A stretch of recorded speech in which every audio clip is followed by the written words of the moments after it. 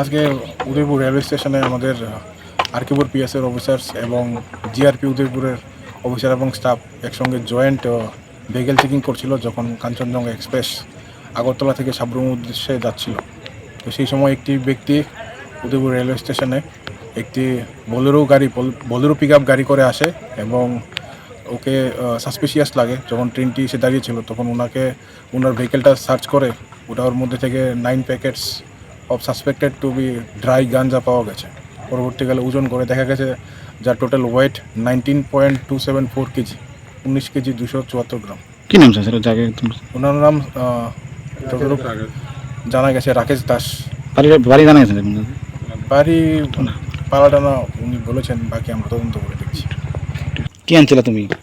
Sir এটা কি তা আমি তাও জানতাম না স্যার। কোথা থেকে আনছিলেন? এটা ওই রেল স্টেশনের মেন রোডের মুখের থেকে আনছি, এখানে 1 কিলোমিটার। আপনার বাড়ি কোনখানে? আমার বাড়ি ফালাটানা স্যার। কি নাম আপনার? আমার নাম রাকেশ দাস। বেগমে কি আছে আপনি জানেন না? না স্যার। কে দিছে তাও জানেন না? যে লোকটা লইয়া অটোর থেকে নামছে নেমে আমারে সাইন দিয়েছে, আমি দাঁড়াইছি, কইছে 100 টাকা দিব, তাই স্টেশনে ছাড়িয়ে দিতাম, তাই ট্রেন আয়ে পড়ছে।